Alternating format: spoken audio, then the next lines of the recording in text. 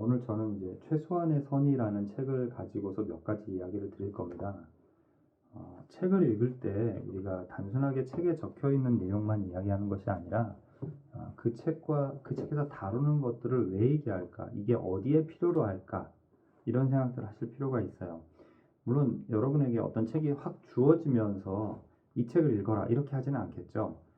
만약에 권장도서 같은 걸 보면서 나 저거 읽어야지 이렇게 한다면 누가 여러분에게 이 책 읽어 라고 하면서 그냥 뭐 아무 생각 없이 시작하는 것 같아요. 그런 독서는 별로 좋다고 생각을 합니다.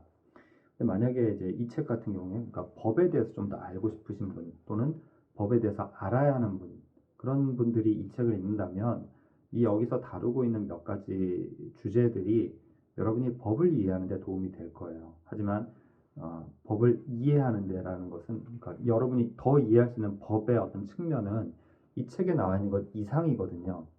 그러니까 여러분이 어떤 책을 읽을 때 이 책뿐만 아니라 다른 책을 읽을 때도 이 책에서 이러이러한 걸 다루고 있다면 그렇다면 이 책에서 다루고 있거나 언급했던 지식의 어떤 부분이 있죠. 그 지식의 전부를 다룬 책이라는 건 존재할 수가 없어요.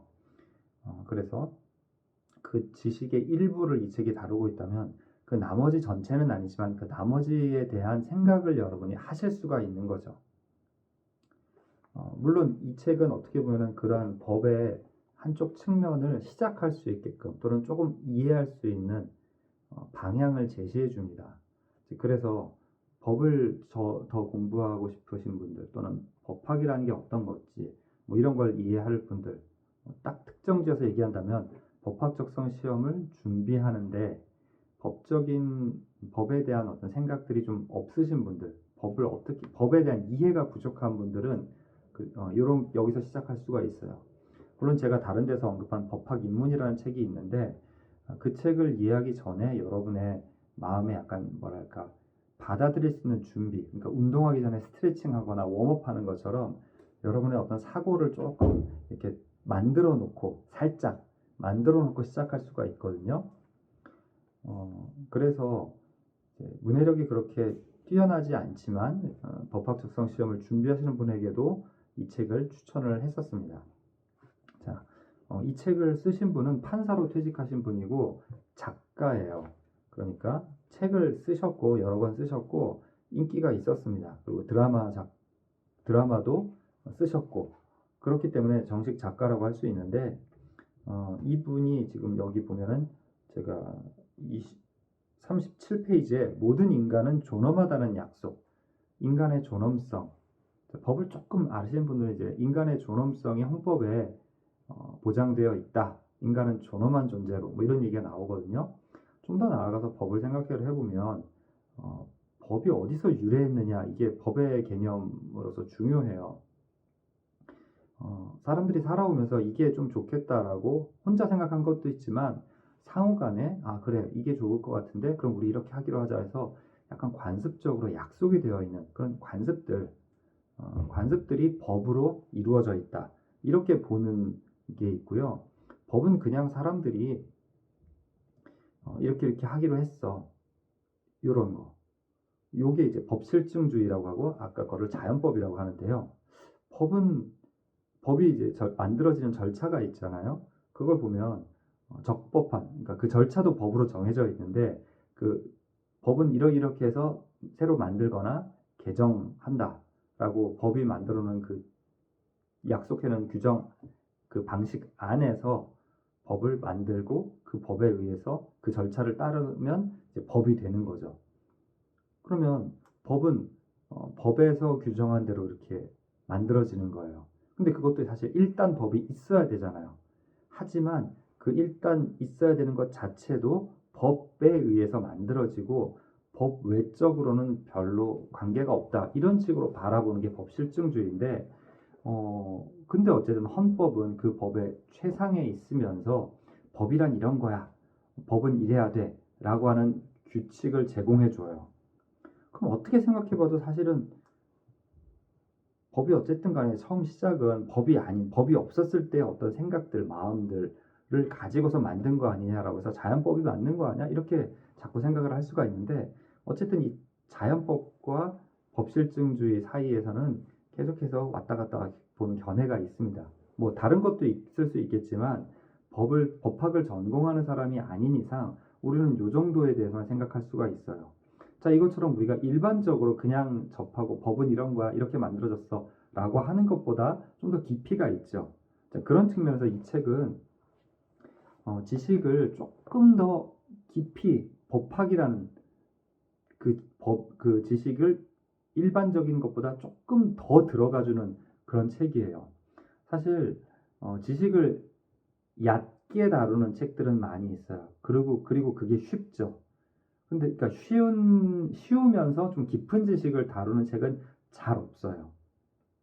그러니까 내가 문해력이 좋지 않다면 쉬운 글을 읽게 되는데, 근데 성인인 경우에는 문해력이 좋지 않지만 그렇다고 아이들이 보는 책을 통해서 문해력을 익혀가기엔 좀 적절하지가 않거든요. 이제 그러면은 자기가 읽는 글의 수준을 조금씩 높여가야 되는데 그러려면 사실 너무 멀기도 해요. 그래서 이런 것처럼 꽤 전문적까지는 아니더라도 그냥 상식보다는 조금 더 들어가는데 쉽게 설명하는 책을 좀 찾아주면 좋아요. 그래서 지적 대화를 위한 넓고 얕은 지식을 제가 많이 언급을 했는데 그 책도 도움이 되고, 법에 대해서 이런 거, 그리고 경제에 대해서는 최근에 찾은 책이 무슨 친절한 경제 상식이라는 책인데 그 앞에 말이 더 있거든요. 아마 신문 기사나 이런 거를 읽을 수 있게 해주는 친절한 경제 상식, 이랬던 것 같아요. 그것도 한번 찾아보신다면 조회가 될 겁니다. 자, 그것처럼 다루고 있는 것은 그 지식이 갖고 있는 근간에 있거나 좀 어떤 원리 같은 되게 중요한 부분인데 그것을 또 아주 세세하게 다루진 않아요. 하지만 굉장히 중요한 포인트를 짚어가고 있습니다. 자, 그래서 존엄성이라고 하는 부분들은 인간은 존엄하다. 그거는 인간이 원래 우리가 인간이니까 동물은 존엄하다. 이렇게 동물도 인간과 같이 존엄하다라고 보시는 분들이 있죠. 근데 그것보다 1차적으로 우리 자신이 인간이고 나는 안 죽고 싶으니까 누가 나를 해하면 안 돼. 근데 내가 해하면 안 된다고 생각하는 것처럼 다른 사람도 그 자신을 그렇게 생각할 거 아니에요. 그러니까 우리 서로 함부로 죽이지 말자와 같은 생각들이 만들어졌고, 그러다 보니까 그래, 인간은 존엄한 거 아닌가? 이렇게 생각을 하고, 그리고 또 때로는 그 종교적인 신념, 종교에 의해서 신이 인간을 창조했고 신은 위대하고 신은 성스럽고, 그런데 그 신이 목적이 있어서 인간을 만들었다면 인간은 존엄한 존재야, 이렇게 사상적 종교적 기반이 있기도 하죠. 그러니까 인간은 존엄하다라고 보면 또 자연법적으로 보이잖아요. 근데 이제 이 책을 읽어보니 그런 것 같지만 사실은 인간은 존엄하다라고 우리가 약속을 한 거예요. 그러니까 물론 이제 자연법적인 어떤 그런 기반에 의해서 힌트를 줬을 수 있고 실제로 예전에는 그렇게 했을 수 있죠. 근데 법으로 들어와서는 그래, 그렇게 그랬었잖아, 우리는 그렇게 항상 믿고 있어 왔잖아 라기보다는 이제 법의 차원에서는 그쪽에 영향을 받았지만 이제 그것과의 연관성을 조금 제쳐두고 인간은 존엄하다고 하자, 우리 여기서 출발하자, 이런 것 같이 느껴져요. 그래서 사실 법실증주의가 어떻게 가능하지? 뭐 저는 이런 생각을 개인적으로 하기도 했었는데, 지금 이 책을 통해서 인간은 존엄하다는 약속을 통해서 법은 인간의 존엄성을 근본으로 이렇게 그 위에 쌓아 올라갔다라는 게 좀 문제 해결, 그런 이제 혼동이 극복이 됐어요. 자, 그 외에도 인간의 존엄성뿐만 아니라 자유에 대해서, 정의에 대해서 이런 얘기들을 합니다. 정의란 무엇인가라는 유명한 책이 있잖아요. 근데 여기서도 법적 정의라는 게 무엇이냐, 이런 것들을 이야기합니다. 자, 그 다음에 선의만으로는 충분하지 않다. 세상의 갈등 중 많은 경우가 선의와 선의의 부딪힘이다라는데, 이건 이제 약간 형법에 대한 얘기일 것 같네요. 정의를 이루는 부분. 근데 살짝 제가 제목만 읽었을 때는 민법 얘기인가? 왜냐하면 사람들이 갖고 있는, 물론 이제 민법상에서도 불이한 생각으로 다른 사람의 재산과 명예 또 신체 등등을 훼손하는 경우가 있죠. 근데 그게 각자 갖고 있는 뭐 그렇게 나쁘지 않은 생각들이 부딪혀서 누군가에게는 이것이 피해가 되는 경우도 있습니다. 그래서 선의만으로는 충분하지 않으니까 그렇다면 정의가 필요한 것일까요? 뭐 이런 쪽으로 얘기가 나옵니다. 그 다음에 공정도 공존을 위한 것이다. 그러면 공존에 도움이 안 되는 공정 이런 것들도 있을 수 있다는 생각 아닌가 뭐 이런 생각이 드는데 등등 지금 이 책을 통해서 법이 갖고 있는 고민, 법이 무엇을 실현하라고 하는가, 그러나 완벽하게 실현할 수는 없는 그런 부분들을 생각할 수 있게 해주거든요. 그럼 여기서 이제 법적인 고민이 나옵니다. 그래서 법이 모든 것들을 법대로 하자라는 게 때로는 되게 불편하게 들리잖아요. 그러니까 법대로 하자는 건 공정하고 원칙대로 하자라는 말보다는 그래 법에서 한번 싸워보자. 내가 법을 잘 아니까 나 자신 있어. 약간 이런 소리로 들리잖아요.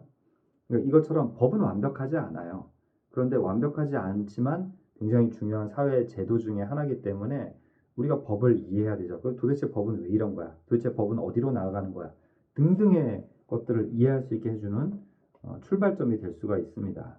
그래서 이 책은 필요로 하거나 또는 흥미가 있다면 이걸 읽어본 후에 그 다음 쪽으로 나아갈 수도 있는 거죠. 자, 우리가 민주주의라는 말 많이 하고 또 그런 말을 많이 듣고 있죠. 뭐 뉴스에서 정치인들이 뭐 민주주의 이게 민주주의냐, 민주주의 사회에서 뭐 이런 얘기하는데 우리가 민주주의에 대해서 잘 알고 있을까요? 되게 조금만 알고 있거든요. 그렇다면 민주주의가 도대체 뭔지를 좀 제대로 알아볼 필요가 있죠. 그래서 민주적인 어떤 절차 또는 민주적 사회 이런 것들을 좀 답답해하거나 도대체 뭘 해야 되는데 이 사람들이 이렇게 엉망으로 정치를 하고 있으면서 자꾸 민주주의 그러는 거지? 마음에 안 들어. 이 사람들 제대로 하는지 내가 민주주의에 대해서 한번 제대로 알아보겠어. 이런 식으로 독서를 하는 것도 굉장히 좋은 동기죠. 그런 부분에서 내가 입에 달고 있거나 귀에 붙어 있는 여러 가지 언어들을 도대체 그 의미가 무엇인지 그 지식이 어떤 건지 알아본다면 독서하는 재미가 충분히 있을 거예요. 그래서 그것들을 잘 알려주는 편안한 쉬운 책에서부터 출발해서 깊이 쪽으로 좀 더 나아간다면 여러분의 지식과 문해력이 향상될 겁니다.